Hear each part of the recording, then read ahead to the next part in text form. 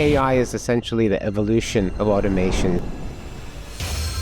We need to get into this now because it's going to change everything. Well, I'm always surprised when I hear about from £1 to £5 million businesses that are essentially struggling with cash flow. Why would that be? Most businesses don't have a sales funnel, period. If you don't dig 7 or 8 figure foundations, don't be surprised if you don't get to 7 or 8 figures. And that's the real difference. It's they didn't turn their business into a... That's the holy grail, right? Their CRM is a mess. They haven't tagged, they don't have lists, they don't have segments, so they're not able to slice and dice the data to be able to say... If you want to get to £1 million, you need to understand the skills of... I just want to pull it back to sales though for a minute, because you often talk about businesses, they think they have a lead problem, but they actually have a follow-up problem. Mm-hmm. So what do you mean by that? They have problems below the surface in terms of their systems and processes to convert those leads to sale. But also, you're not leveraging automation and now the opportunities that AI comes in to convert those leads. So why do you think people resist it? Gosh. Sometimes when you break it down like that, marketing doesn't feel quite so overwhelming. So there's 9 accelerators. They're bundled into groups of 3. The 3 accelerators fit within a lever. Yeah. So essentially, repeat. Hold on. You just basically dropped down the formula to get into 7 figures in the next 12 months. So seriously, that's $1 million. You just dropped £1 million formula. That's the lifeblood. All right. Hi. Welcome to this episode of the Grown Up Business Podcast. This show is for you if you are an entrepreneur who has ever struggled to generate leads, or you feel like, oh, I'm just not making enough sales in my business at the moment and I don't know how to fix it. And if you're someone who's heard people say to you all the time, oh, lead generation is everything's downstream of lead generation. You got to crack lead generation, but you've tried agencies, maybe you've tried courses, maybe, and you're still not consistently solving that challenge in your business. This is a podcast that is specifically for you. You're going to love it because I'm joined today by Francis Rodino. Welcome. He's the author of this incredible book. As you can see, I've already had my copy and I made loads of notes. Leads Machine, the 9-step system to generate consistent, predictable sales and scale your service, I'm assuming all product business, correct? Which is the #1 best-selling book. And well done for making it purple, by the way. Congratulations on the color choice. Absolutely brilliant. Now, what's interesting about Francis and why I think you're going to get a ton of value out of this, he's the founder and the CEO of Hero AI, Lead Hero. But he's also created the RED method, which we're going to talk about, generated over 120 million of tracked sales opportunities for clients that you've served and worked with, and saved them more than 54,000 hours. Mm-hmm. Is that right? Something like that. That's a lot of time, man. That's a lot of time. You're also a Go High Level Gold Award winner. And winner of the SaaSpreneur, was it of the year, or were you in that category? SaaSpreneur Gold Award for 100 plus sub accounts. So we take care of clients with high level. We're certified admins as well. So we know these systems inside and out. Love it. I have a feeling there's a risk we may get geeky and techie today, but I'll try and bring it back, right? So listen, welcome to the show, man. Thanks for having me, Paul. It's brilliant. So I'm gonna jump in and ask a couple of questions right off the bat, because you say here your mission is to help founders stop being the bottleneck in their own sales process. Firstly, what are the symptoms that someone has become the bottleneck in their own sales process? Well, when businesses come to us, they're usually already a bit burned because they've tried a few different things. They've worked with marketing agencies, they've tried lead generation, and they essentially go from strategy to strategy, from vendor to vendor. Right. And maybe they achieve some results and those results don't maintain, and so they try the next thing. So they're usually a bit tired. They have sales teams, but they need to keep on top of the sales, recruiting, sales, human effort, making sure leads get followed up and managed properly, and the training involved. It can be a lot on the shoulders of the founder to look after the sales capacity and to make sure that it's seamless and fluid and working. Or repeatable, right? It's going to be repeatable. Absolutely. And repeatable, that, and more often than not, they lack systems, they lack the foundations and the structure, because at the end of the day, when we talk about automation and AI is just makes things faster. right? But if you don't have the fundamentals in place, if you don't have the systems to accelerate, then you're just accelerating that what isn't working. Yeah. And that's normally very frustrating for a founder, a business owner. But more often than not, they don't see it, right? Because they're in the product, they're in the service delivery, they're with the clients, and they're doing everything. Yeah. Right. And so that's essentially what that means. Okay. And do you think that typically founders like to stay involved in the sales process in your experience? Do they enjoy it? Because my experience of quite a number of the clients we've coached over the last 21 years is the founders kind of giving up the sales bit is one of the hardest bits for them to give up. They actually quite like the sales bit. They don't necessarily like the marketing bit, but they like the selling because they're talking about their product, what they're passionate about, and probably why they got into the business in the first place, right? Yeah. Possibly. I mean, there's a few things. I had a couple of LinkedIn posts just on this topic this week by coincidence. And I think there's a few things going on. One maybe is the ego of the founder, that they want to be responsible for everything and they want to feel like they're the leader and everything should pass by them and they're the one making it all happen. So there maybe is an ego-driven motivation to be on top of that. But then obviously there is a genuine passion for selling, because no one is going to be more passionate than the founder and the business owner. No one will do it as well. True. But the challenge that it's not scalable. If you're one business owner, you can't scale yourself. So the business challenge then becomes, how do you translate what you do, how you sell, the systems, the process, the methods, your approach, as much as possible. It'll never be 100%, but how do you take that which has been working for you and just put it in a system that's repeatable and then that's automated? That's where we can help, but that's usually the challenge. And that's the holy grail, right? That's what I mean. I speak from personal experience. I've spent 60,000 plus on an agency 1 year and managed to generate, I think, one, if we were lucky, one client and I go, well, okay, that was an interesting learning experience. And I think then normally what, certainly I've done this where then sort of I spend a lot of time getting into all the weeds and the details and stuff. But if that's not your profile, if that's not the thing you like, then obviously that can become massively frustrating, because if you can help a lot of people with your business and your product and your service,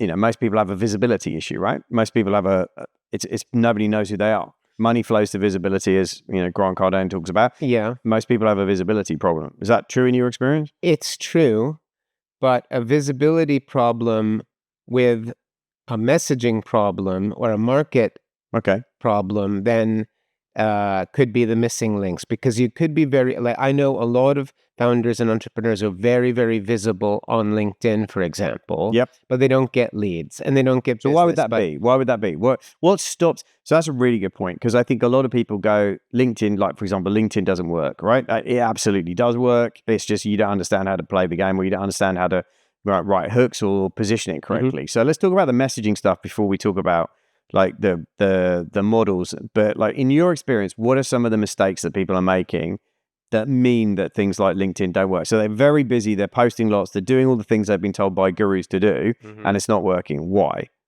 Well, most of the time it'll be because you haven't crafted your content pillars in a way that resonates with the people that will buy from you.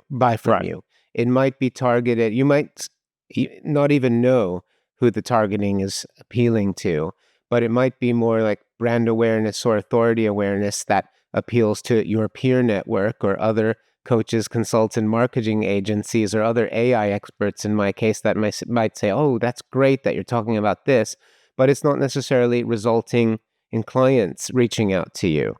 So I would say that it's not easy to do, cracking the LinkedIn algorithm and getting leads. It's not a simple thing, because more often than not, people haven't done the deep work.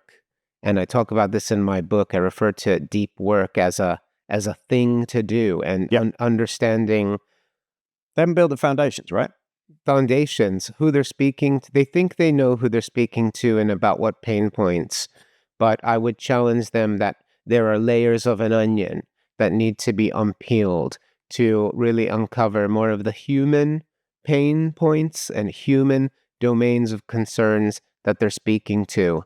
And I think a lot of the LinkedIn outreach and awareness outreach tends to be superficial and product focused. Like, look at me and look at what we do. We do this, we do this, we do this, but doesn't necessarily speak to the exact person and their problems on a day-to-day basis who you want to bring into your world. And I think, top of funnel messaging might not even be related to the product that you want to sell, right? Can you give us an example of that from the 100+ clients that you've kind of worked with? Is Yeah, someone so that jumps out? so Give us a real example. well, okay, for example, we sell, I'll give you an example of us. So, we sell automated and AI-driven sales systems, but we don't lead with that online Right. as a top of funnel message because people don't necessarily want that. Sure. They have other problems in their life, and what we need to do is get them to find out about us and entice them with something else that might be, say, more relevant to the struggles that they have. So a CEO might be struggling with visibility and metrics and not knowing what's going on in their sales. So a lead magnet that we might offer, or we might talk about the sales visibility issue, right? Which, yes, it is a problem that we solve, but actually it's a drop in the ocean, visibility. It's an important thing. And we might talk about that on LinkedIn, and therefore that would attract CEOs that might essentially, opt in for a lead magnet, opt in to find out more. And as we take them on that journey, as we develop a relationship with them, we then have the opportunity to educate them, indoctrinate them, let them know about what else we can offer them. So that's potential. You and I have been around the funnel industry for a long time, right? So, some people may know if they follow me long enough, I owned a funnel agency for 4 years. So I, spent a lot of time in Russell Bronson's world and ClickFunnels and all that good stuff. So I've always had a challenge with the word indoctrinate because I just don't like it. I think it's pretty kind of like negative, has cultish things for me. I prefer educate. For me, like you want to educate them into your process or your world or things. But what would be, and I think you were breaking down the book, but could you give us 2 or 3 questions that people could ask themselves if they're listening to this right now in terms of going, okay, where do I even start with that? Let's give them some practical things they could do. What are 2 or 3 of your favorite kind of go-to questions about that help people understand, this is the kind of pain that my ideal customer, suffers with?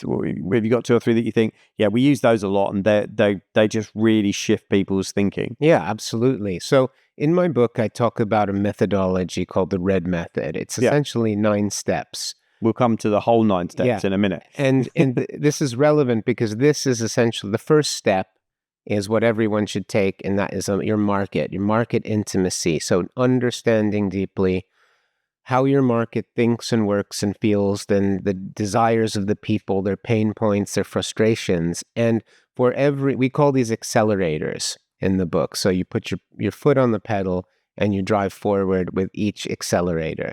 And in the market accelerator, we have a workbook and or workbook with frameworks and questions that you can apply to get started to do this deep work. For example, as part of it, we do a customer avatar, customer ideal client profiling exercise, and we have smart market diagnosis questions. So that's a series of questions. What do you mean by smart market? Well, that's essentially what we label them, smart market diagnosis. They are 9 or so questions that dive below the surface of demographics. So not just like age, location, gender, where they work, but more on a human level to uncover, say, what keeps them up at night, what are their top 3 daily frustrations, what is the problem that they see in culture happening around them, how do they feel every day, what is their ultimate desire or goal on a human level. And it will take you through, and you're supposed to either you can fill out these questions yourself. You can do some deep research with AI as well to kind of fill out the blanks. Yep. But we recommend that you just get your clients on a call and ask to have these conversations, because that's what's going to craft messages that really get people to go, oh, hold on, that's me. And when people realize that you know them, that's where the affinity really can happen in the marketing. When you can articulate your market's typical day better than they can, you're really onto something, and then translate that into messaging and offers and whatnot. So I would say, in answer to your question about getting started, it's all about who you're speaking to and not about your product at all. It's the who and how they feel and what they want and the problems, and trying to see the world and business through the lens of your ideal clients. Yeah, I always used to like Russell Brunson used to talk about that your ideal client is you 5 years ago. Is a good way to start thinking about it. And I also, for me, I've always said to clients, look, if you're struggling to think who your ideal client is, go back to the data. Right? Big believer in work off some data and think about or look at most businesses, 80% of their profit is probably coming from 20% of their customers, right? Yeah. Give or take. That metric pretty much holds true most of the time. And I said, well, go pull who are the 20%. Because actually, if you want to double the business, you just need to double the 20%. You don't need to double the whole lot. You just need to double the 20%. So that's going to grow the business by 80%, right? Like, because if every one of your best customers gave you 2 referrals, your business would essentially double in 12 months without you having to go look for loads of other things. They already know, take your top 20% customers and go, well, who are they? If you struggle to answer the questions, if that's not something you're comfortable with, we have an amazing lady in our lady in our community called Laurie, who's ex-media, because I think you're ex-news as well, aren't you? So you had a background in news media as well. Yeah, in digital media, online communication, yeah. So I think one of the things that she's really good at is then getting on the phone and interviewing your clients for you and then coming back with that piece of research. And I've always thought some people feel really quite awkward about asking those questions. And sometimes customers feel awkward about answering them if it's you sat on the end of a Zoom call. What do you like about us? What do you not like about? So I think sometimes it can be helpful to put a third person in that conversation. And there, obviously, I know there are loads of people who do that, but I just think sometimes if that's a friction point and you go, oh, I don't want to do that, well, great, you don't have to do it. Just find somebody who can do it for you, who's got some kind of news journalism type background. That tends to work really well, and who can go ask those questions for you. But get that data, I think, right? Get that data. I think too many entrepreneurs get obsessed with the platforms and the tools. Had it on a call with one of the masterminds I run on last week or so, when somebody on the call said, "Oh, great, okay, we're doing these 4 or 5 things, Google Ads, local radio. What else should we do?" And I was like, "Well, hang on a second. It's not a question of just doing more. It's a question of figure out what's working and then doubling down on what's working." Yeah. But I think quite often entrepreneurs go, "Well, what platform should I be on? What tool should I be using?" And it's like, well, actually, go back.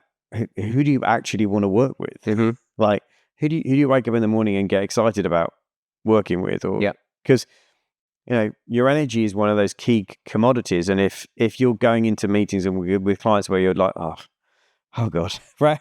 I always say, if you're struggling with who you don't want to work with, think about a mobile phone and think about the time you had a phone call from somebody and you looked at it and went, oh god, really them? And that's who you don't want.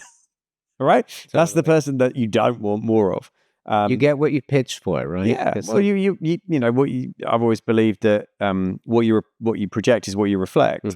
So if you're projecting, this is my ideal client, and I love those, and they're brilliant, great. Yeah. But also, there's the whole thing of you don't have to double your whole customer base. You just have to double the ones you want to work with, because that's a much better way to scale the model, right? Absolutely. So just tell us a bit about your background. So how did you come to this world? Because, you're definitely into the marketing, technology and AI, and that's your passion. But you've worked with some pretty big brands before you became an entrepreneur. Yes. So take us back to that. Like, what was that? Like, have you always been into the marketing side of it? Yeah. So in 1999, I really started the whole digital journey, so to speak, with an agency. It was very famous at the time, called Razorfish, global agency. Worked on NatWest's first online banking experience. Jamie Oliver. Everyone was going online and creating e-commerce experience. That was the thing, e-commerce. Subsequently, I did about 10 years on and off at the BBC, on BBC Online, and also helping them with their intranet. And I worked for Top Gear's social media team. So we actually drove traffic to the Facebook pages and built Facebook apps for Top Gear. And our claim to fame with Top Gear was helping them reach their 10 million fans on Facebook at the time. So That's pretty cool. then Omnicom Media Group at an agency called Drum. That's where I was really responsible for content strategy across global campaigns, working for the likes of Disney, Star Wars, Virgin Holidays, who else? Sainsbury's, Olympic. So big brand, big teams, lots of moving parts. But and it was a great experience. I brought it with me into entrepreneurship, but ultimately, I just wanted to make a bigger impact. I felt like, stuck in the corporate world, your hands are somewhat tied behind your back because you can't act as fast as you would want. You're part of global teams, lots of different personalities, agenda, and I just thought that I could do more with the skills that I had and learn more. And I was right, to be honest. So I set up Lead Hero in 2018 with a mission to help SMEs grow and scale and bring some of that big brand thinking, to help smaller businesses. And I really love working with business owners. I love getting on calls with my clients. A lot of the time they're family businesses, husband and wife or brothers or sons of fathers. And that's really, really rewarding, just kind of to help these businesses not just future-proof their business, but achieve a legacy. It's much more meaningful to me. Yeah. And learning every day. So take us back. I mean, that's working with some pretty big, impressive brands, right? So what are 2 or 3 of the things that you think they really understand that most entrepreneurs don't get? Well, I'm not sure it's a fair comparison because the budgets that these global brands have to work with are stratospheric and the waste is also, so I wouldn't say that our skill sets were particularly high. I would say that it's much more challenging and takes much more skill to get results for smaller businesses with lower budgets because you really need to know what you're doing. You have to have a real expertise and experience because otherwise you're just wasting your clients' money. Whereas, with these big brands with media budgets in the tens of millions, it's all part of a big global campaign, and you say are a little part of that spend. And so, I would say that I learned the most about what I took with me the most, I think, is like process and taking an idea from from nothing, from a group of people that have a brief, taking an idea, working with creatives, technologists, account managers, and the client to turn that into a project that is realistic and achievable and delivering it on time and budget. Right. And we would do that again and again and again.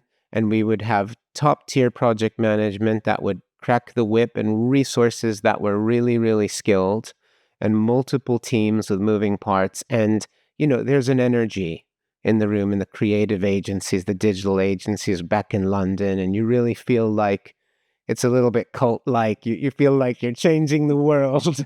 And but it was fun and it was nice. And I really wanted to take some of that spirit into Lead Hero. And even we're a small business and want to keep it small and AI driven, keeping that fun, that electricity every day where you can enjoy what you're doing and enjoy working with clients and feel like we're pushing the boundaries. So I would say more than anything, it's the spiritual energy and the methodologies that Okay. I learned Right. in big agencies Yeah. that I've kind of brought to the forefront in Lead Hero. Love that. Yeah, I think business is actually quite a spiritual journey. It's because it's a reflection of who you are, right? It's a direct reflection of who you are and what you believe. And if you've got a challenge, to do with money, your business will have a challenge to do with money.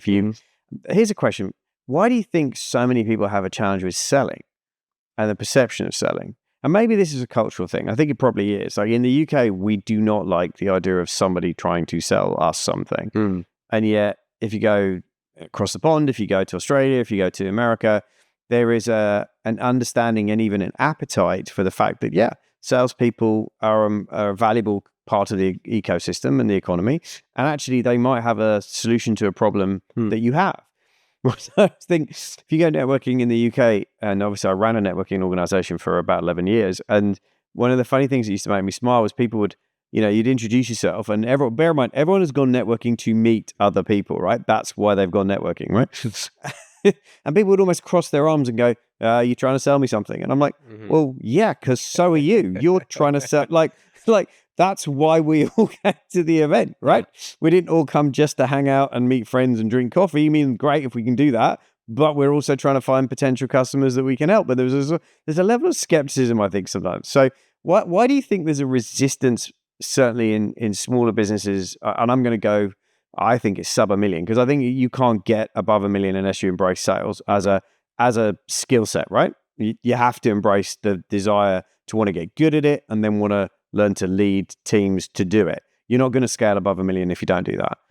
So why do you think people resist it?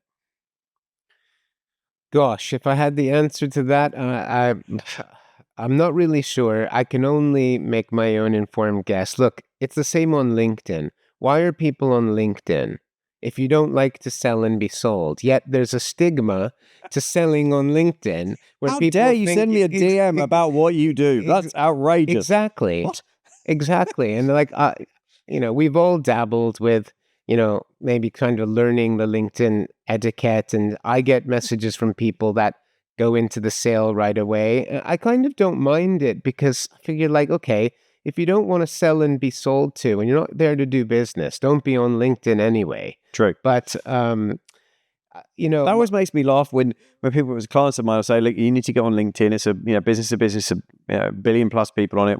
Like your ideal clients are hanging out on LinkedIn," and they're like, "Oh yeah," but then I'll get all those spammy sales messages, and I'm like, "Okay, but you want to be on LinkedIn to sell what you do, right?" Like I think this is why people get so obsessed with going, "Look, if I can just get enough warm leads coming in, I don't need to sell people." You still need to sell. You still need to sell people, right? Yeah. So what?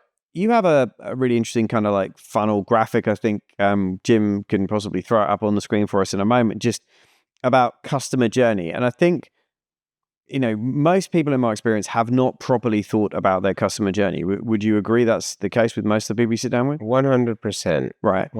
And do you think that's because they've just organically designed, come out of where they've started, they've organically designed sort of out of just talking to people and figuring it out, and therefore not sat down and designed it? Is that where you think that comes from? Well, look, you don't know what you don't know. I don't know how to fit boilers, and I'm not going to try.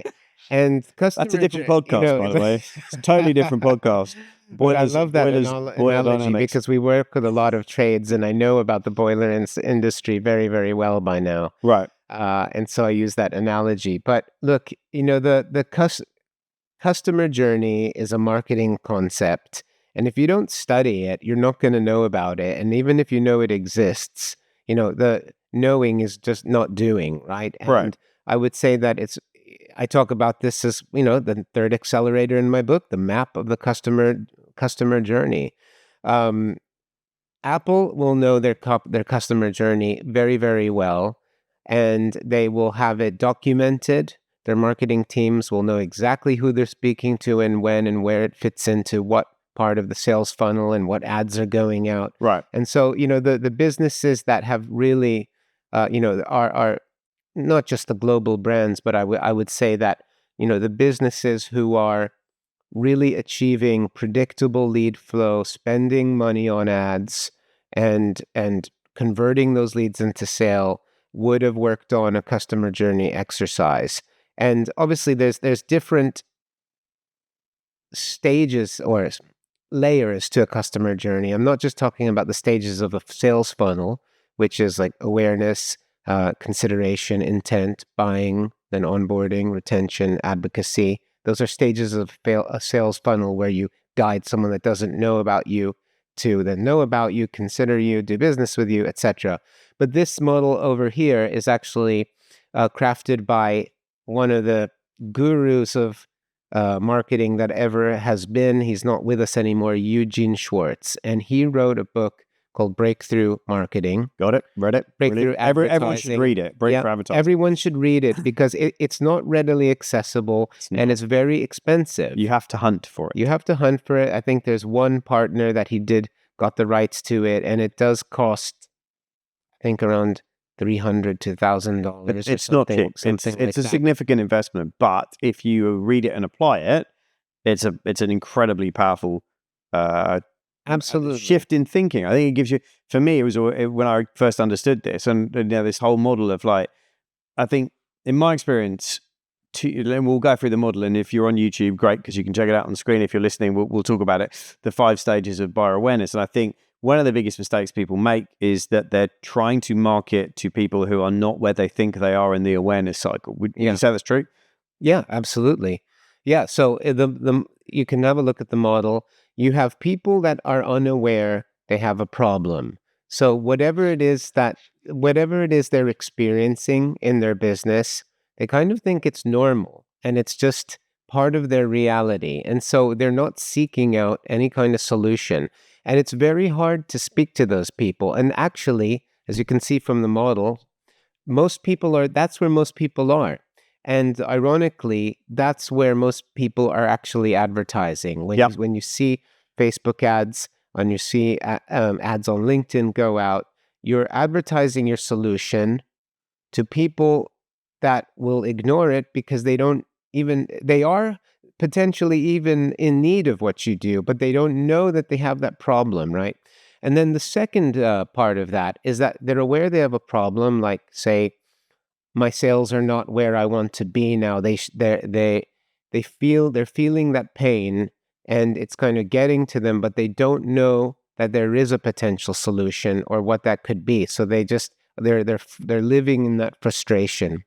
The third part is that they have discovered that there is a solution out there, but they don't know about your specific solution. So just unpack that for a second. So it might be, we'll give a couple of examples. So number one might be you're aware of a sales funnel. You've heard about it. You've seen stuff about it, but you're not aware of how you build it, for example. Or in my case, you've heard about business retreats, right? But you're not aware that we run a business retreat, grown-up business retreat once a year for 75 people. You're not aware of it. You're aware that business retreats, you've heard about them, you've seen some people talking about them, and they could be useful, but you're not aware that we do it. True. And I would also add to that with retreats like yours, a lot of people will be still in the unaware phase. Massively. Because they won't even consider that a business retreat might be a solution for them because they don't realize they have a problem. Yeah. Right. So then that's a bit like walking around overweight, isn't it? It's like you walk, and as far as you're concerned, you're fine. And then you go see a doctor, and the doctor, takes all your measurements and looks at your blood work and goes, "Wow, okay, you got a problem here. You're a risk. You got to lose some body fat." Now, okay, you're massively problem aware, aren't you? At that point, or you get sick, and now suddenly you realize, okay, I've got a problem. Yeah, and I think that happens with businesses when. My experience, businesses don't realize they've got a sales and marketing problem until they have a cash flow problem. Because cash flow is the lagging indicator of poor sales, right? I always say to all the clients that we coach to scale to 7 and 8 figures, the key thing is if you're not tracking your metrics in the sales and marketing system, if you haven't got a dashboard, if you're not tracking that, you have no idea what future cash flow looks like. So if your pipeline management is terrible or non-existent, actually your pipeline is the predictor of cash flow. So if you're not tracking it, how do you know what your cash flow is going to be in 3 months? And then when people wake up and go, I've got a cash flow problem, I'm like, yeah, but your cash flow problem started 2 months ago when you had a sales problem. Yeah. And you weren't tracking it. And I think that's what happens is people realize, oh, I've got a sales problem. No, actually, I've got a cash flow problem. oh, actually, I've got a lead gen problem because I'm not generating leads enough. Yeah, absolutely. And this pyramid can be applied to marketing, but also to the sales process and the sales conversation. Because sometimes you get people on the sales call, and if they're not aware that they have the problem, it's going to be a very hard sell to basically convince someone that they need your product. So it's applicable to That's where I think people get. That's where that I think someone has had a experience with a salesperson who tried to sell you something you did not realize you had a problem that it would solve for. correct. And they tried to sell. So you're unaware, or you might be problem aware, but you're not aware of the solution. And someone's tried to sell you a product that you didn't think you needed because you weren't aware you even had a problem. Yeah. That's where I think people get a bad idea about like selling. Yeah. And I think it's because the person doing the selling has not had an understanding of where you are in the awareness cycle. Absolutely. And, that's why if you're marketing to people in the unaware phase, it's going to be a tough one. Your ads are going to be very expensive. True. And as you change your messaging to reflect where they are, that's going to really give you a better ROI, better cost per lead, better cost per sale ultimately. But the thing to note is that you might have different messaging to reflect where people are at. So problem aware, you're talking about their pain, but not necessarily anything else. So you're essentially shining a mirror onto that person at a certain point of time, so they go, all right, yes, I'm sitting in my pain. I realize I have the pain. And then the next stage is going to be, did you know that you can fix this? Yeah. Right? Did you know that you can fix this? And then did you know that we can fix it for you? And then ready to buy ultimately. I thought it is fascinating. It seems really obvious, but I think what I love to share this with people, because once you see it, you can't really unsee it. But I think, well, no, that's true. But I think what's interesting is obviously the numbers is that 60% of people are typically unaware. So if you're marketing to those people, you're going to burn money really fast and burn cash. Mm-hmm. Secondly, problem aware about 25%, solution aware 10%, 4% are actually product aware and they're usually shopping for it. And 1% of people are aware they have there is a product, there is a solution, they actually are looking to buy right now. I think the key differentiator here, and we did it, we had Zed from Nutrizen on talking about some of the marketing. And I think some of the things we did really well with him to help blow that business up and really scale it, it was, we actually were very strategic about the social content we created and which level of those five it spoke to. So all of the social content we created or helped him create was all talking to people who were most aware, product aware, or solution aware. Mm-hmm. So they were already looking for it. They're already keywording it. They're already searching for it. Therefore you go, great, brilliant. That's who we advertise to. That's who we run ads to first, because that's usually the easiest traffic to get a return on investment from. Yeah. Then you take that and then you do much more awareness of making people problem aware. Yeah. In terms of where you spend the ad budget that comes back in off that. Yeah. And that's what doubled that business inside 6 months. And we didn't do it with paid traffic. We only did that with organic. But there were specific. Again, it's about that. Slow down a minute, do a bit of research, find out what people are already searching for, because the people are already searching for a product aware. That's 4 to 5% of the market. Mm-hmm. You can do great out of marketing to that sector if you understand what they're looking for, right? Yep.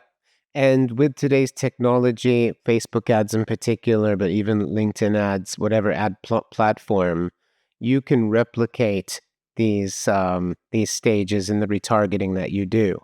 Yeah. Right. So to target people. So what's retargeting for people who don't understand what retargeting is? So retargeting is the practice of putting ads in front of people primarily, and then taking a percentage of that people that have, say, landed on a web page or consumed a percentage of a video, taking those warmer people who have signaled some expression of interest in the content, and then retargeting another ad to those people. And so then you get a lower ad cost per click and cost per view, for example, because you have to spend less money to target a smaller percentage of the funnel, but they are a higher intent population. Yeah. And you can keep on doing that again and again, so that you could potentially have 5 different campaigns right? One is very, very, very broad that then kind of targets even potentially the unaware, but you make it very, very broad so that then that 25% will have, say, watched 50% of a video, and then you can target them with what it is that you do, Yeah. and so on. So that's just a strategy that people can use in platforms. But I find that a lot of agencies, I mean, obviously the good agencies, proper agencies, there are people doing this, but with a lot of small businesses that have invested into agencies and consultants, they're not doing this, right? A boiler business hires a company, they do ads with a retainer based, and they don't do this work, right? And so they don't necessarily maintain a good that consistency in their advertising. And so that's essentially why a lot of small businesses just have the wrong perception of advertising, because it is expensive work to do on the front, and the business owner usually has to spend some time and actually work it out for themselves. So there's getting the data, understanding the message and the market, and crafting the offers. Most businesses I speak to don't have an offer when they're advertising. They're just sending traffic to their website with no offer. Yep.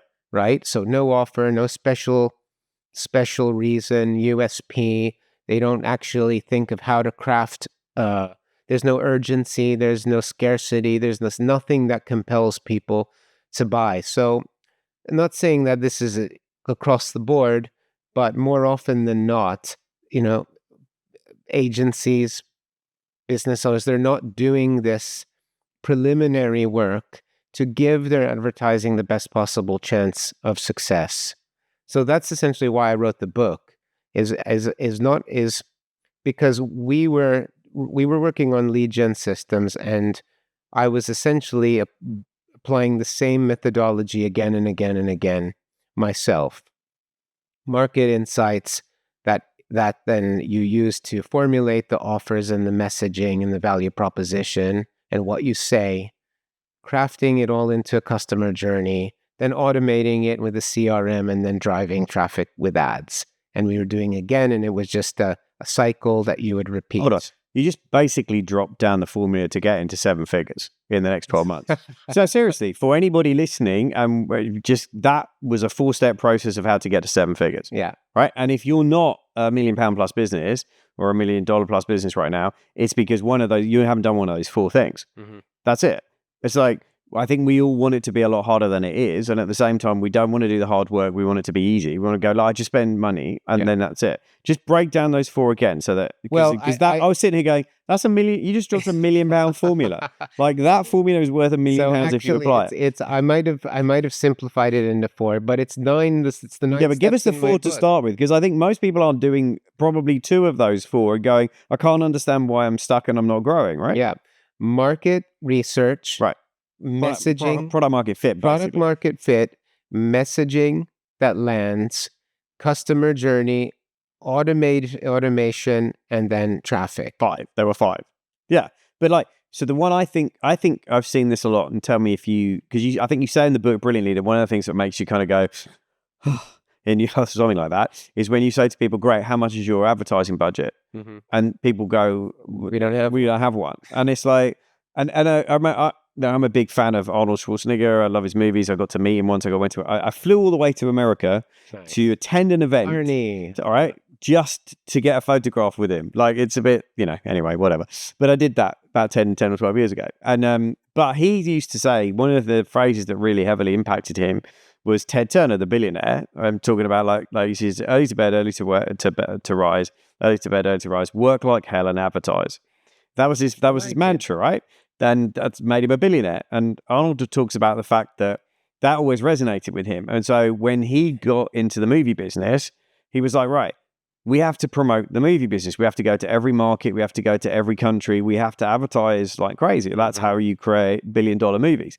And I've always thought that's really interesting, is that he had that mindset very early on that no matter what he was going to do, advertising was part of, he could work really hard, but if he didn't tell anybody about what he did, Why do you think so many entrepreneurs or founders, and I'm speaking from personal experience because I've struggled with this too, resist spending money on advertising? Why do you think that is?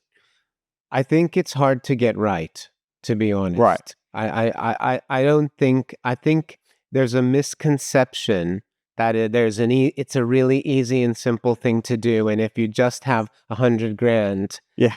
you're, you're going to advertise, because most likely you're going to blow that 100 grand. If I give the average business 100 grand to say, let's do your marketing on Facebook, Right.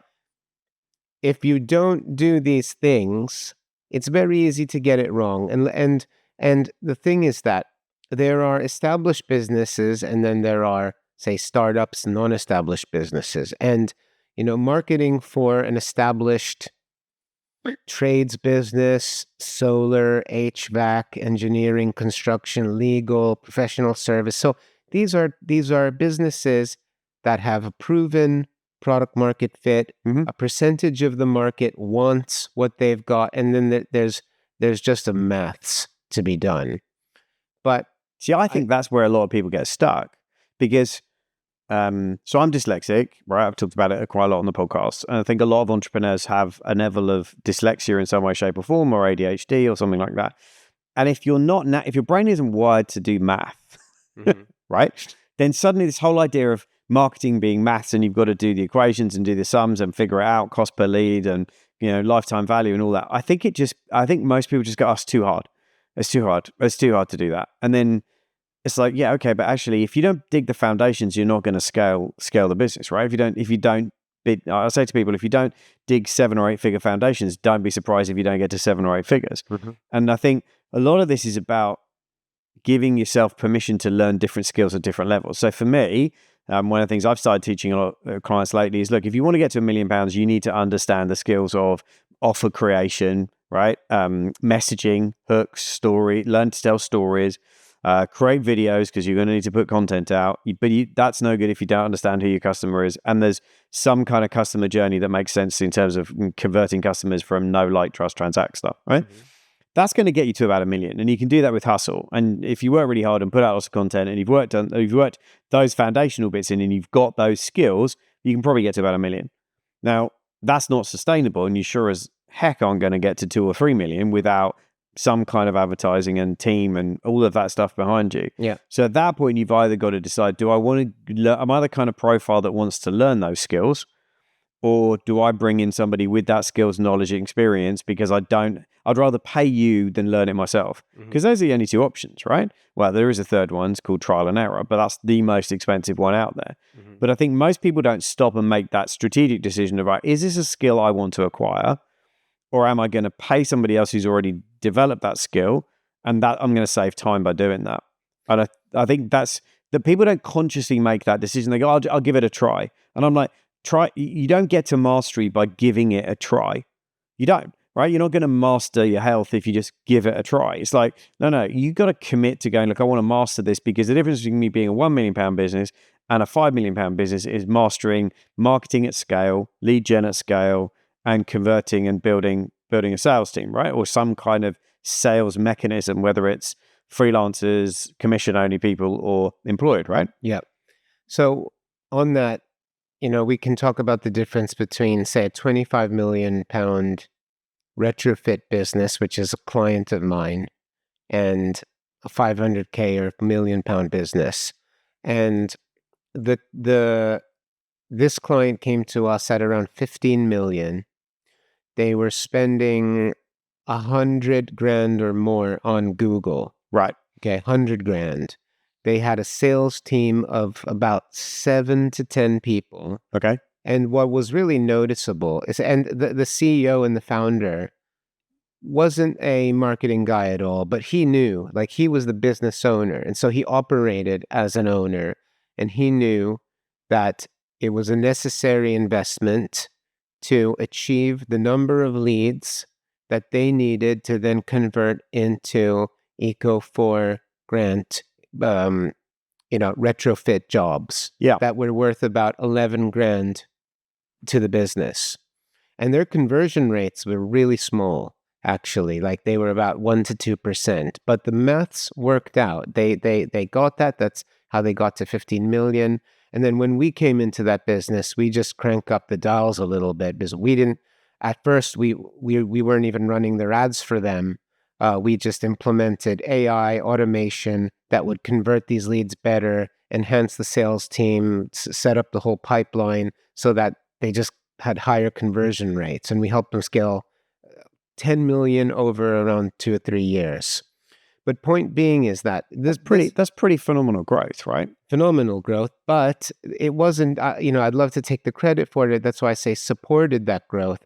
It was the business owner that did it because his investment into ads was so significant. And, he had multiple, he had already when we came to work with him, he had two separate websites that funneled prospects into a system. We built him a third brand.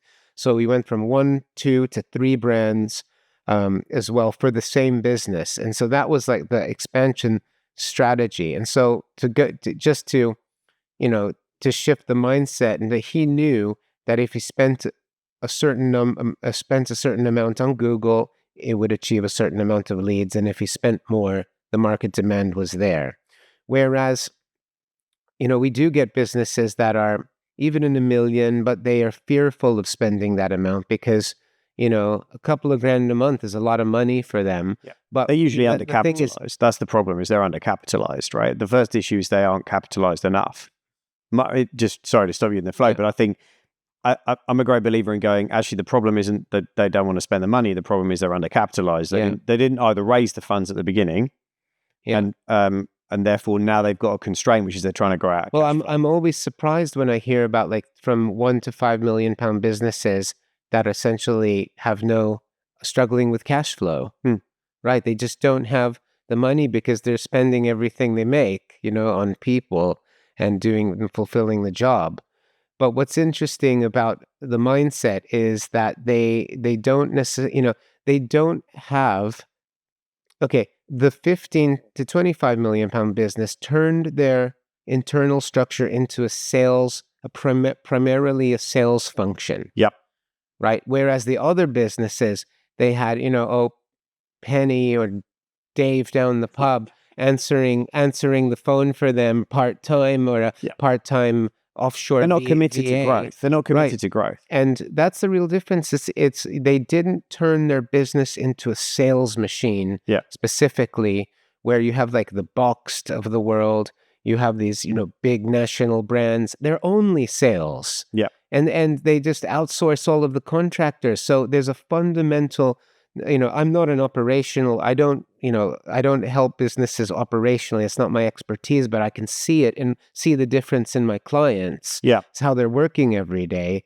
Is the sales capacity is at another level, and it's sales first in the businesses that are really investing into ads and growing. And in the other kind of 1 million to 5 million, they haven't hired for sales yet. And Well, I think that's a really interesting point, because this is why I say to people, the biggest identity, I say to go from 1 to 5, you got to have a massive shift in identity, right?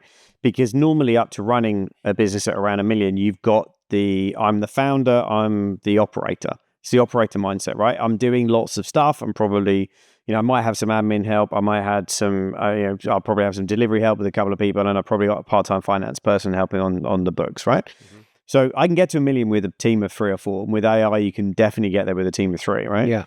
Now, but you're still in the do phase mentality. You're still doing a lot of the work.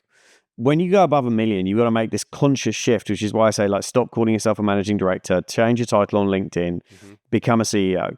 And the reason I say that is because CEO in my head, and this is the mindset shift, is that it's creating expansion opportunities. Your job now isn't to run the business. That's what managing means. If you're managing director, you're running the business. Your job is to be CEO, which is to scale it, right? It's to go, look, my job is to create expansion opportunities. So I've got to own the sales, the marketing, the product development, the R&D to find out what our customers want next, so that we've got future product coming through. All of that is what CEO work is. And then looking at the strategy and going, right, where's the market moving? Because money moves in and out of markets all the time.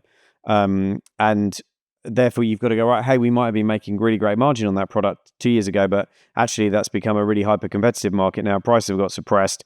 There's not as much margin there. Therefore, we need to shift and move into a different market. That's your job as a CEO. Your job is to be looking at all of that stuff and then designing a sales engine that will fulfill the demand that you've identified.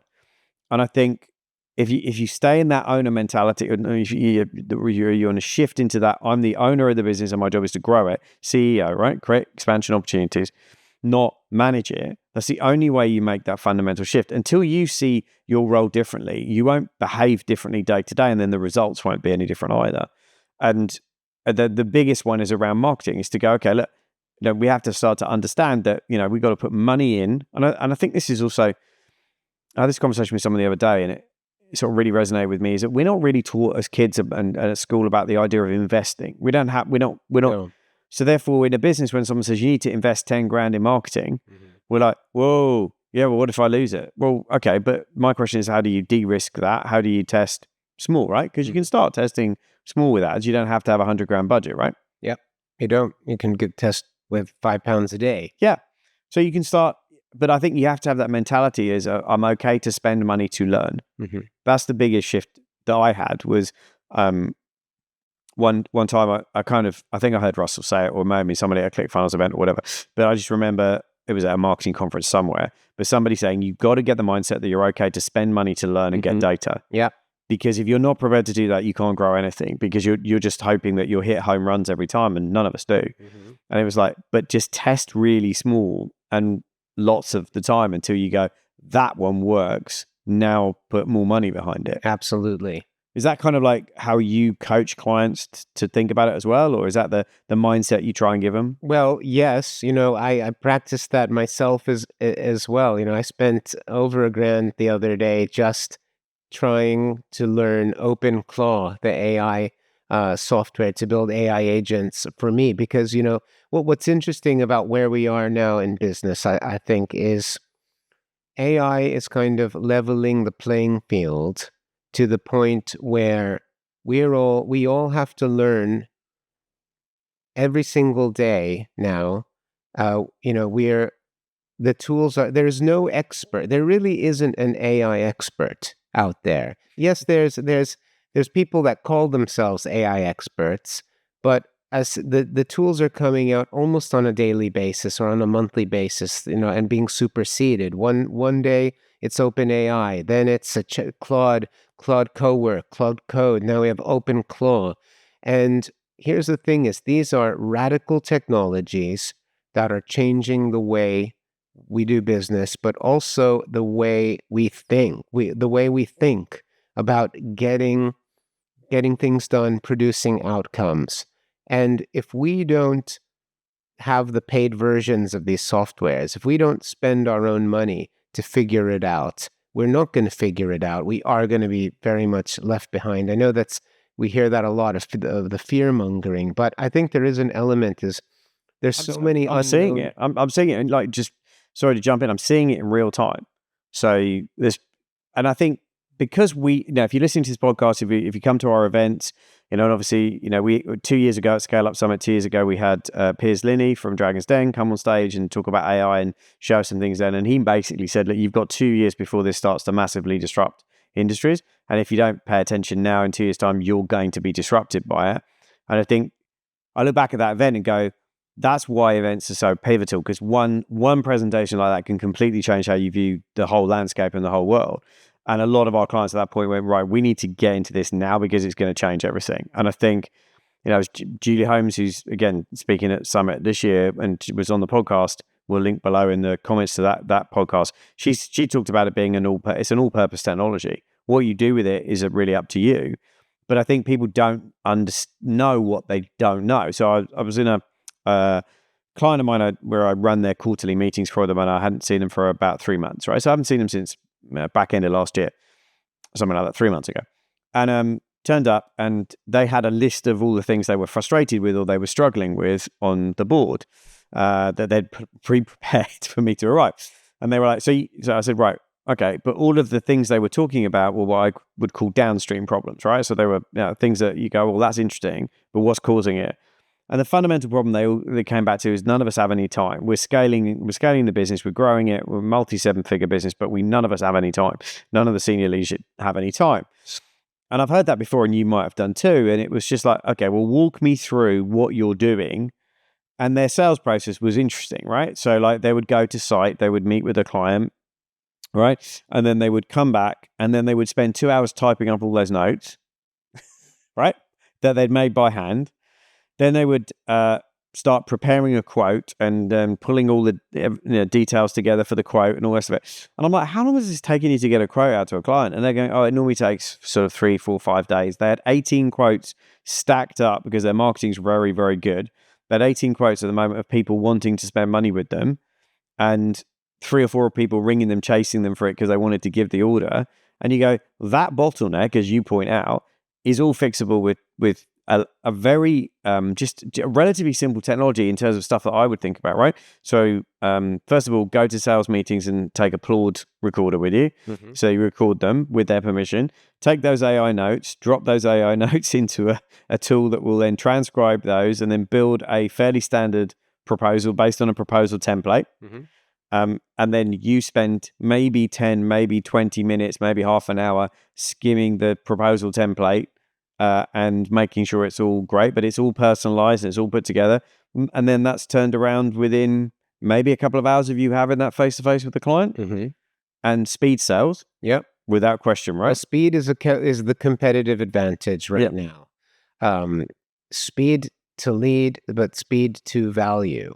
And that's essentially what AI and automation, I think AI is essentially the evolution of automation, because automation used to be the message automatically sent to the person at the right time in the right place. But now we have automation that can think, right? So that's essentially just more speed. And then I think the speed element is what businesses really need to be focusing on, is like whatever it is they're doing, marketing, sales, operationally, how is it that can be achieved faster, right? And how can you deliver the result to the client faster than ever? And how can you then scale that? Because it's all scalable if you build those systems.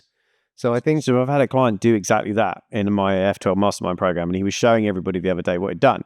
And it takes it out of a Zoom call, transcribes it, turns it into a proposal, personalizes the proposal, goes to their website, then which he puts in, and it pulls like graphics and stuff from their website. So the proposal's got all their branding in it. Mm-hmm. That turns around. He sent 8 of those proposals, and which is in total somewhere in the region of over £200,000 worth of business. Okay. He's won every single one, like every single one, 100% conversion rate. 2 things I think are really interesting about that. Number one, the value being added by a salesperson is going down at the moment because AI is starting to remove some of that. Now, the value is in the call, but the post-call is all automated. Yeah. Now, okay, you got to build it, but once it's built, it will scale, right? Yeah. Now the value is in the communication and the human-to-human piece of that process. And I think you and I were talking before about how you're seeing a human shift at the moment.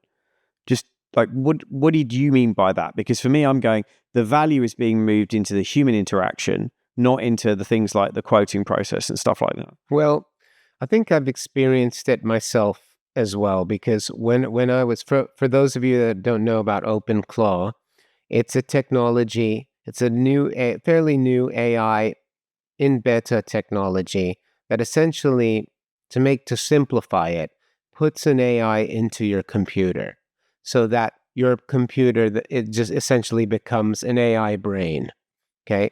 It's recommended to install it on a standalone computer, like a spare laptop or a Mac Mini, because it can literally take over your machine, right? And that's fundamentally different to the AIs we've been using, ChatGPT, OpenAI, which are more for, they're cloud-based solutions. They have limited capability to make things happen.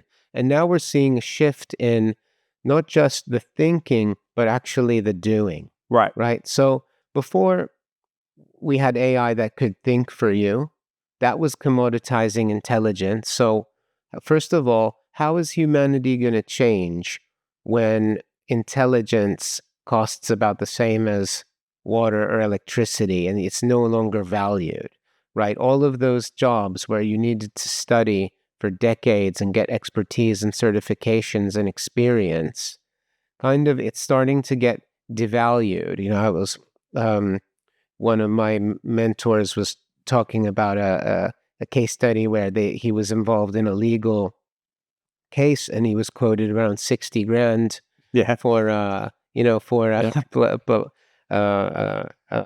an analysis or recommendations of what to do. He's like, okay, I'm just going to plunk this into Claude now, and he got all of the talking points and essentially represented himself and won the case. So all of these professions are going to be disrupted. That's a fundamental shift. But then there is the doing, because we used to think that, all right, so we have no AI that can think, but what about actually getting things done? And OpenClaw is it's an extension. It's not the only one. Claude Cowork and Claude Code. Claude Code is being used by quite a lot of clients, and certainly by my own team at the moment to do stuff. Yeah. And I think it's disrupting. And again, it's only really at the moment, I think, the top 10% of people. But just to bring it back to marketing specifically, your area, right? Mm-hmm. So how do you see, if somebody's saying, great, okay, there's always marketing, I want to do I want to do better marketing, I want to improve all of that. What are 3 or 4 things or 3 or 4 AI tools that you would suggest they started looking at, and where in their customer journey would they be best to start implementing stuff like that? What tools can help them essentially to formulate their marketing strategies? Yeah, well, is it the first place to go? Actually, use AI to level up the copywriting on all your emails, because that's really quick and easy, and that will give you a conversion win in all your follow-up emails. Well, this is where I think there is a fundamental shift, because that thinking is, how do I use OpenAI or ChatGPT or Claude to get something done or learn about something? But the fundamental shift that we're talking about with apps like Claude is actually, you need to think about the outcome that you want. Okay. Right. Not about the doing, because not about the thinking or the how, because the AIs are going to do all of that for you. And with applications like OpenClaw, for example, all I need to do is tell it, say, for example, let's keep it marketing focused, is that I want to advertise my brand. This is my product. These are my customers. I don't know how. I don't know where to start. I don't know what my marketing should be.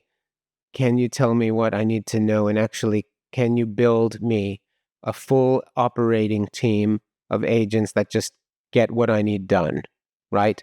Outcome focused.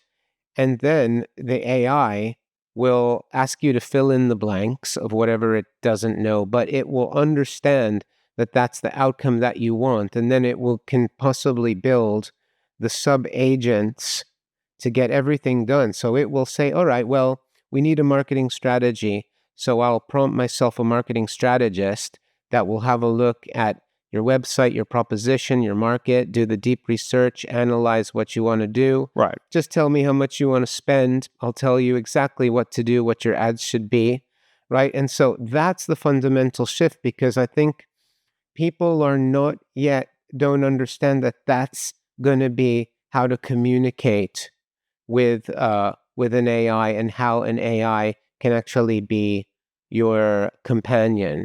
Not just companion, but your team member. Yeah, I think there are 2 types. I mean, if you go back to Scale Up Summit 2 years ago, Piers Lenny was saying there's 2 types of team members now, right? So there's AI agents and there's people. Mm-hmm. And if you've got to train the AI agent like you would train a member of your team, same thing. And I think that's where doing the prep work and the deep work, otherwise you're not training the agent in your voice, your brand, your messaging, and all. You got to train it. You got to put the time in to train it. Yeah, absolutely.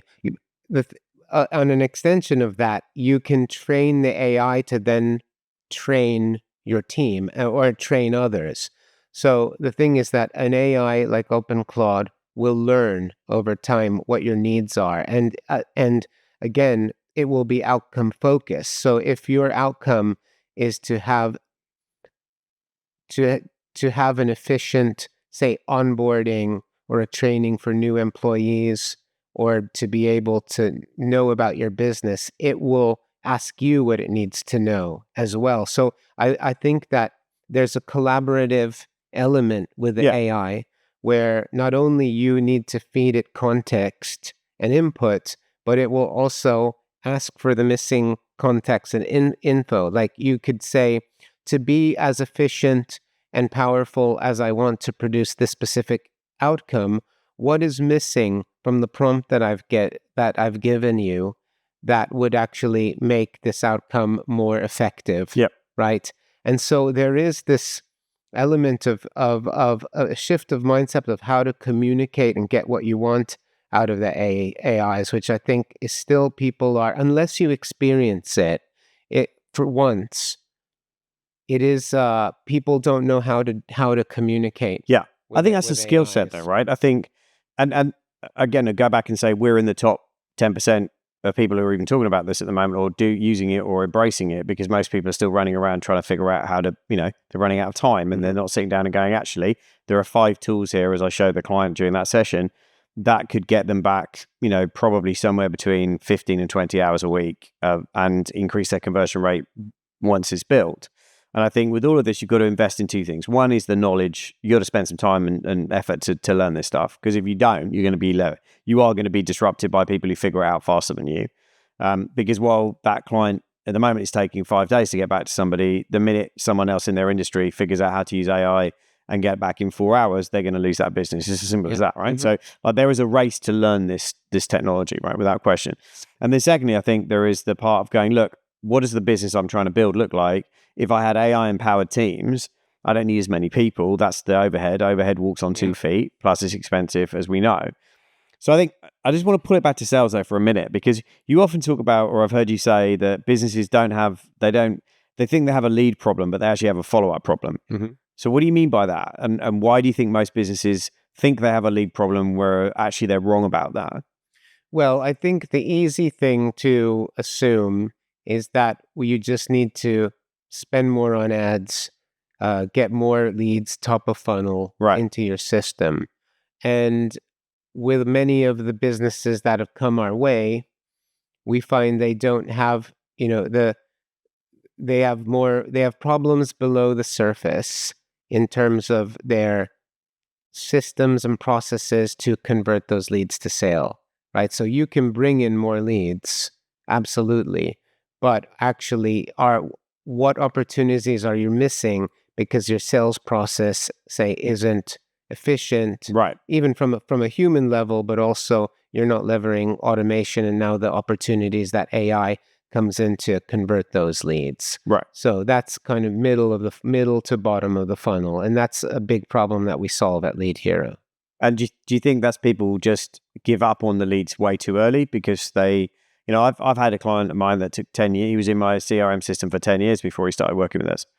But I think people just go, oh, if it doesn't convert really quickly, they go to that level of awareness piece, isn't it? They might be aware and interested in doing their research, but actually they're not in the position to go, yeah, I want the solution now. Yeah. I think too many entrepreneurs are looking for people who are in the top 3% that are buying right now, rather than going, actually, I'm trying to talk to the 33 or the 43% who are actually, 3% are buying, but loads of other people are really interested, but they're not in buying mode yet. Yeah, definitely. I think, most businesses don't have a sales funnel, period.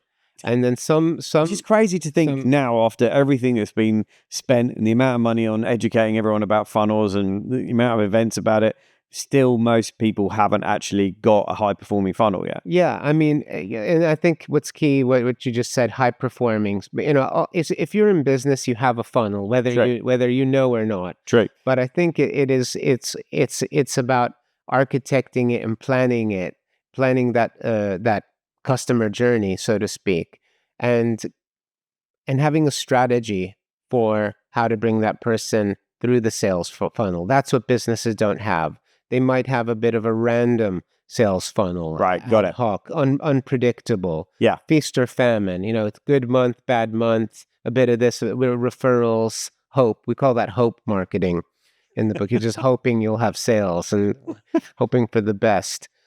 So that's what businesses don't typically have because they haven't done that work to meticulously plan it. And absolutely, I mean, typically we work with leads-driven businesses. So businesses that live and die by leads, that they need to get a significant amount of leads into their top of funnel every single day Yeah. because that's the lifeblood. Other industries don't necessarily need that. Businesses that are more, say, B2B commercial, less lead flow, more relationship based. But if you are investing into ads, you want to make every lead count. You want Yeah. to squeeze the juice out of your marketing Yeah. spend.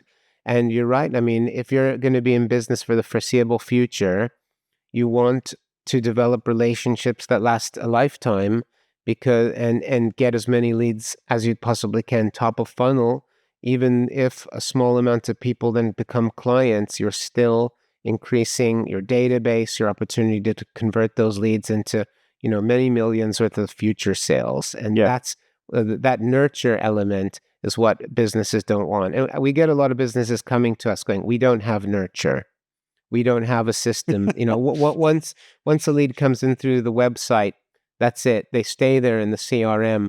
We call them once or twice, and that's gone. And then they're dead, right? And then it's a bit awkward too. Well, there are strategies to reactivate leads. You do that all the time, but usually the Like business. what? Give us a couple of your favorites. Well, reactivation strategies, say to wake up dormant leads, database reactivation, as we call it. It's actually really simple, but people don't do it. Send a SMS or an email to your list of people that have opted in with an offer. Right? Most businesses just don't do it, and they're sitting. Yeah, but what if they unsubscribe? Right? That's the people go. Yeah, but what if I send out my emails to people and they unsubscribe? And I'm like, well, they were never your customers. Either point number one or number two, which I thought was I got a really big shift on this once from Grant Cardone. Fair shout out to Grant. Was that he said they actually found that people tended to unsubscribe when they knew who they were and what they did, and they were like, look, I already get who you are and what you do. If I need it, I'll come to you, but I actually don't need the messaging. And he said those people would come back and buy tickets to events anyway because they already knew they had that high level of awareness, right? Right. So I think people tend to take marketing very personally, don't they? If it's like I put out an ad and nobody clicks on it, it's like, oh, there must be something wrong with me. Well, no, it might have been your message, it might have been the timing, it might have been the hook, it could have been loads of things. Yeah. It's not a reflection on you as a human being and whether you're valuable in the world. That's not what your marketing is. That's true. And the thing is that also boils down to the fact that most likely their CRM is a mess, right? And they haven't tagged, they don't have lists, they don't have segments. So they're not able to slice and dice the data to be able to say, you know what, this reactivation campaign, we're just going to send it to the last people in the 90 days that opted in for our webinar but didn't attend the last event. Yeah. Boom. And that's also a problem. It's not, you have to stay on top of it. Most businesses don't have that expertise in-house.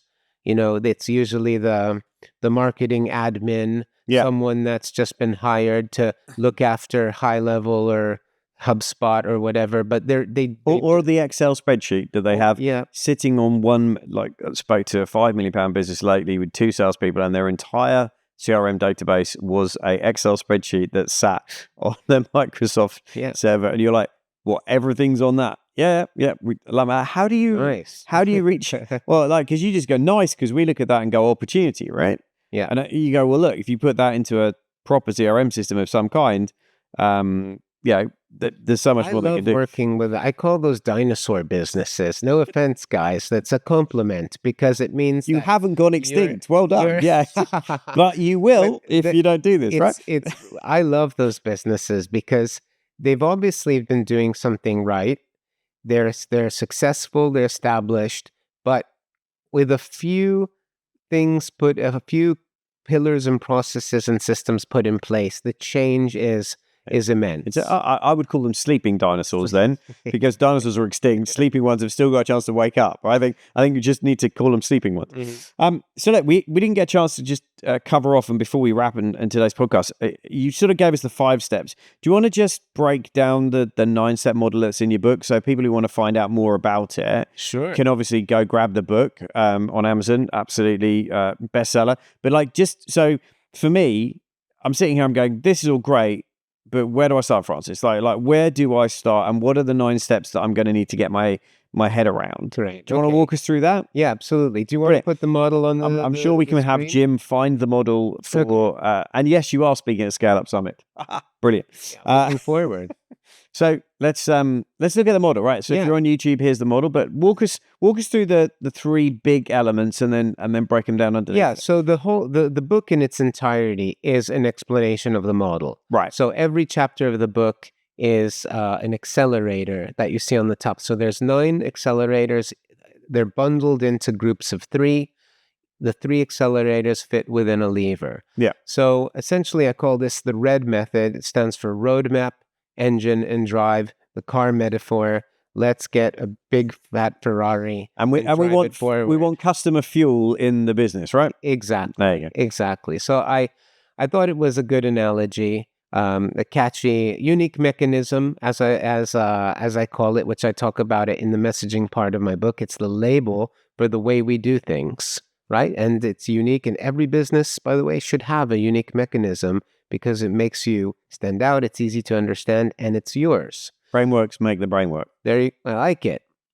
So the roadmap is about getting marketing clarity and knowing how to get where you want to get, basically in a simple way. If you don't have a destination on your GPS and you drive, you're not going to actually get anywhere. So it helps business owners go from confusion, what do I do? How do I do it? I don't know what to do next, to clarity. I have a clear pathway forward. As I talked about earlier, it starts with the market, understanding of the market, intimacy, and researching how they work, what are their pains, desires, ambitions, goals, desires, pretty much everything. And there's workbooks for every accelerator. So I could have written a book for every accelerator, 9 books, but this particular model was just to show people that there's a pathway to their marketing. And if you start with ads, for example, you're going to miss out conversion and automation. And if you start with just your CRM and your engine, you're going to miss out the deep work of understanding your message. And understanding your market. But number 2, using those insights to craft your messaging. Number 3, putting it all into a customer journey to be able to articulate the right message to the right person at the right time. That's a customer journey. The next step is putting that into the engine underneath the bonnet. Okay. Going from antiquated, slow, manual to fully automated and AI-driven. 3 accelerators in there, which I cover in great detail, is capturing leads, how to capture leads. And we talk about surveys, reports, quizzes, scorecards, lead magnets, and the methods to capture leads, cultivate, nurture relationships through, and warm up those leads so they know, like, and trust you, and then get them to take action through conversion strategies, but also what metrics you want to measure your conversion rates. Nice. And the third part is driving it. So if that Ferrari stays in the garage and you have a beautiful, slick, well-oiled machine, you're not actually going anywhere. So putting your foot on the pedal, driving forward, turning your brand from invisible to irresistible in online platforms, reaching more people through paid and organic methods. I go really deep into advertising methods and channels, particularly Google and Facebook, outlining all the campaign types you might use and when you might use a particular campaign and for what reason. Right.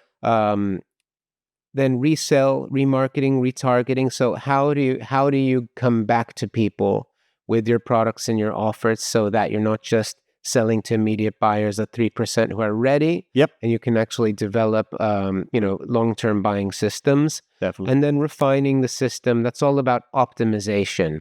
So what I see, one of the questions that I get asked is, how do we improve our marketing? Or my marketing isn't working, and what do you need to look at? How do you know if it's not working, first of all? That's a question. What data are you tracking? What data are you tracking? What is it important to you? The cost per lead, cost per click, conversion rates, number of sales, presentations, etc. Do you have a central point of truth to look at that data, right? And then I talk about I actually go through a process of actually how to identify the leak in that funnel. So where do you start? If you're spending a fortune on ads, what is it about your ads and your whole funnel, and how can you look at the different metrics and those costs to go, wait, hold on, there's nothing wrong with my landing page. Actually, it's my ads. Yeah. Or it's my message, or it's my image, or actually, okay, we're getting leads at a benchmark average adequate cost. It's actually something to do with my conversion rate, or actually those leads are getting on a sales call, but they're not the right type of leads. So we have strategies to actually dive into that with a lens and focus on that, so you can constantly refine the system, and it's an ongoing cycle. Can I just share a quick story on that, just to bring it as how quick that can turn around? So one of the clients of ours in a coaching program was about to spend 10,000 plus on a brand new website because it wasn't working, right? Assumption. And I said, well, what's the data on how many people are going to the website? And he was horrified to find out that he's actually getting quite a lot of traffic to the website because he's very good on social media. Mm-hmm.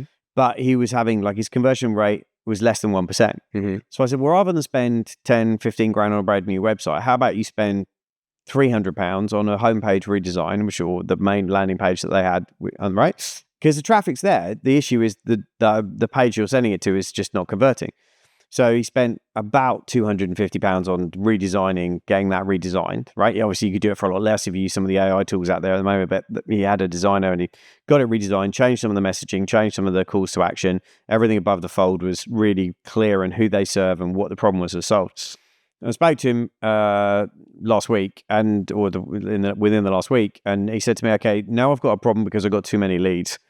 And I was like, great. Good problem. nice problem to have, right? But he was about to spend £10,000 to solve a problem because he thought the website was the problem without going, actually, it was one page that was the issue. The rest of it was fine. The rest of it, get that bit right. Yeah. And you go, and I think sometimes entrepreneurs are very quick to spend money because they think it's the problem rather than going, actually, what I need to do is go through this framework. What I love about it is go through this framework, and if you could red, amber, green every one of these, where are we in each one of these 9? Is it red? Is it amber? Well, it's okay. Or is it green? Yeah, we're nailed on. We got that bit. Yeah. And you could then very quickly identify in each of those categories where you need to spend your time. Yeah. And I think that's why I love the book. I thought it was a brilliant read, and it certainly, I took it back and started looking at that, going, okay, if I was to red, amber, green this, which one in the next 90 days would be the 2 I would want to work on the most? And I think that's the other thing I just caution people about with a model like this.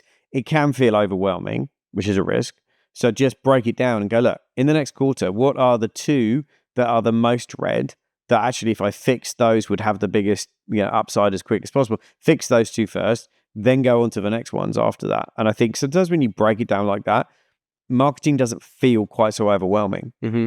Yeah. And, to that point, I wrote this book not so much to be a how-to manual, even though it could be a how-to manual. It's packed with information, but at the same time, it's a book it's for business owners to learn a little bit about the world that they don't know. Yeah, exists. great. Love that. And it's more about the opportunities that are there, and it'll also shed some light on why is my marketing not working. What are the things that my agency is telling me? You'll be able to challenge your agencies and your consultants. Nice. And when you work with them and when you're paying people to do your marketing for you, you could be saying, well, have you done these things? Show me how you crafted that message. Like, what are we spending on Facebook? Okay, let me see the ads. And you'll be able to be, more, Ask better questions. yes, ask better questions. You'll be a more savvy business owner. It'll help you it'll help you decide how much to spend, where to spend it, and it'll give you ideas on new ways how to attract and convert leads, because you'll be able to you read this book and easily identify where you have gaps in your sales process, and you don't have to implement the whole thing. There might be elements or accelerators that you've got down, but say you don't have the CRM, you don't have the automation, or you're thinking, well, maybe what if we put in place an AI agent? We don't have that. That could help to Yeah. convert more of those leads and answer frequently asked questions. We don't have that. So hopefully, I didn't want to write a book on AI. I could have, but I I have a didn't, feeling because that might be would your next book. No, you know what? I don't think I will, because what I wanted to do, firstly, selfishly, not really selfishly, but I wanted to write a book that was somewhat timeless, but at least had some longevity in this world.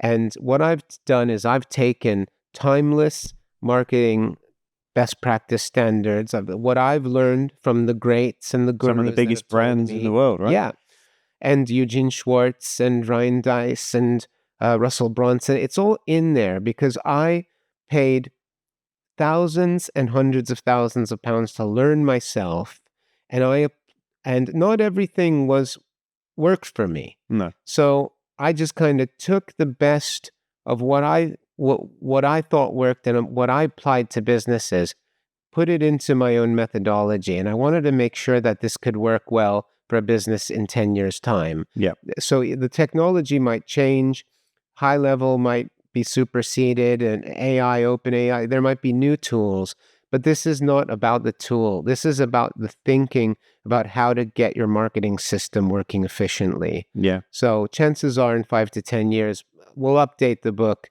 but it will still be somewhat valid. They're fundamental principles, though, right? Yes. And Jim Rohn often used to say, beware of the man selling new fundamentals, right? Mhm. And so I think the tools are going to change, the technology will change, but the fundamentals of good marketing stay forever, right? Mhm. So I want to finish though with a story that you tell in the book, because I think you talk about how you helped a client to solve a recruitment problem by using this approach. Yeah.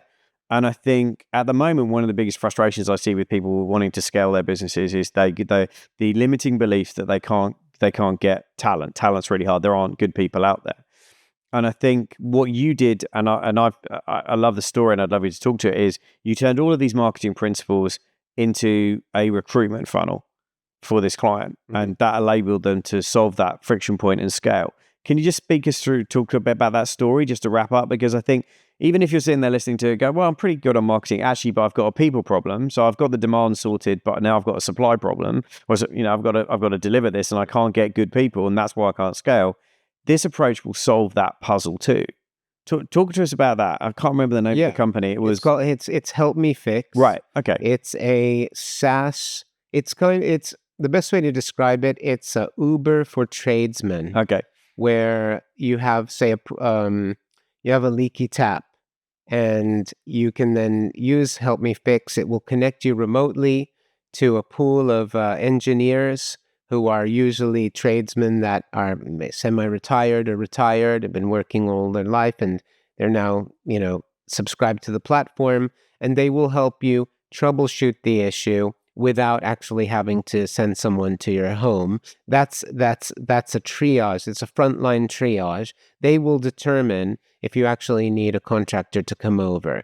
So it's meant for fixing minor problems, Right. things at home, which essentially, turn that knob on the boiler, or turn it on and off. But it's very, very successful platform. But what they needed to do was they needed to generate a ecosystem of engineers, and to find them, we essentially did the same thing we would do for any brand that came to us to create a selling system, Yep. for example. But instead of selling, it was a recruitment system, and the fundamentals are applied. You have something that people want. You need to understand what their pain points are. So Their pain points were perhaps wanting to supplement their income. Right. They're semi-retired or retired, and they like to make better use of their time, earn a little bit of extra cash. Frustrated in their jobs, they want a side hustle, and those are all the things that are great insights that you can turn into messaging, which we did. We created the funnel, which was a engineer recruitment funnel where there was a VSL of the founder, Video sales letter. yeah, for those who don't know video what sales VSL is. letter with the founder talking about what help me fix was, what Yep. the opportunity was, inviting them to opt in. They would then schedule an interview. So they would apply that prospect, we'll call them a prospect, that applicant would go into high level with a full journey and nurture sequence and pipeline. They would then have a preliminary call, they get vetted, and then be invited for a Google Meets interview. And that was semi-automated with one person managing that. So when the system just works, we're able to run Facebook ads. So we ran Facebook ads throughout the country. We're getting cost per applicant of around £2 an applicant, something like that at the time. Then obviously someone needs to meet everyone, but it wasn't really much different to advertising any other product or service. And so that was a model for engineer recruitment that we did that could be applied to anything. And I've always said to clients, I said that there are two funnels. You're going to need to have a customer acquisition funnel, and you're going to need to have a talent acquisition funnel. And they sort of look at me like, what are you talking about? And I'm like, you should always be in the recruitment process. You should always be in the business of recruiting talent, because like if you find really great talent, there'll be a role for them. And also, what's wrong with building a waiting list of people who want to work for you, so that one of my clients has 30 people on a wait list at any given time of people who want jobs with him. So when he opens the next vet practice, guess what? He just messages them all and says, right, this is the next one I'm opening. Here is the open day. If you want to come along and apply for a job, this is it. Bang, he's fully staffed one day, that's it. But he's building that list all the time. And I think that's a different mindset shift as well, is that people don't think about that. And I often say, one of the things we coach clients through is, right, what is your talent value proposition? You might have a customer value proposition, but you have a talent value proposition, because like, why should I come and work for you? Like, why should I work for you over to somebody else? And especially if we're in a market where there isn't an abundance of talent or trades necessarily, then you've got to be really super clear on why someone should come work for you. You are selling them on trading their time to come and work for you. Yeah. And I think it's one of the most underrated skills out there, is the ability to recruit and build a system to do it. I love the fact that you kind of had that. It was early on in the book as well, and I thought, oh, that's brilliant, because I think so easily to go, great, I'm focused on generating demand, but actually this kind of thinking, this kind of technology, this kind of approach can solve the supply side issue that you'll get as you get busier. So love the fact that you did that. Thought it was really, really brilliant. So listen, really insightful conversation. So looking forward to you speaking at Scale Up Summit as well. I'm super excited about that. Me too. So where can people find out more about you if they've loved what you've talked about? We'll drop the links below, but where's the best place to find out about you and Lead Hero and everything? Yeah, well, francisrodino.com is my website. You can learn a little bit more about what we do. There's links to our business, which is leadhero.ai. Great. We help businesses to achieve that speed, the competitive advantage of speed to lead, speed to value, and we build, design, and manage the systems with high level at the core to achieve that in businesses. So if anyone's interested, happy to have a chat. We can chat about that. So if they want to reduce their dependency, and if they feel they're the bottleneck in the business, then you're the person to reach out to that. So if they feel like everything is having to go through them, it's hugely inefficient, and they really want to free up from a marketing and sales capacity. They want to free up their time around that, then they should absolutely talk to you, right? Absolutely. And as the great Daniel Priestley, founder of Score App, says on the front of your book, if you can't generate leads, almost nothing else matters. This book will get you drowning in leads, which I think probably one of the best endorsements you could have got for the front of the book. Listen, Francis, thanks ever so much for being on the Grown Up Thanks, Paul. Before we finish, I nearly didn't ask you the question I always end with. Nearly didn't finish it. So finish for me with your definition of a grown-up business. Oh, that's okay. Well, I think a grown-up business is a business where the business owner has made that fundamental mindset shift that you talk about. It's a business where they essentially graduate, well, from adolescence, where you think you know what you know and you think you have to be the one to do it all. Yep. And growing up, becoming an adult, and realizing that it's the team and the systems and the delegation and the vision and leadership that one would provide. That's a grown-up business. I think that's a scaling business. That's what we all will aspire to achieve. And well, what you teach in the program. And they'll have a grown-up marketing system to go with it. Couldn't have said it better myself. Listen, Francis, it's been brilliant having you on the show. Thanks so much indeed. Super excited to see you at the summit, and look forward to seeing you on the next show. All right, take care. Thank you. Bye for now. That concludes this episode of the Grown Up Business Podcast. I hope that got you fired up and ready to grow. The key thing, though, is to remember you get paid on what you get done. So write down the top 3 actions from the show and make sure that you implement those in the next 72 hours. Hey, and while you're at it, make sure you click the links and the resources below this episode to claim free growth resources to help you build the business you desire and deserve. I'll see you on the next episode.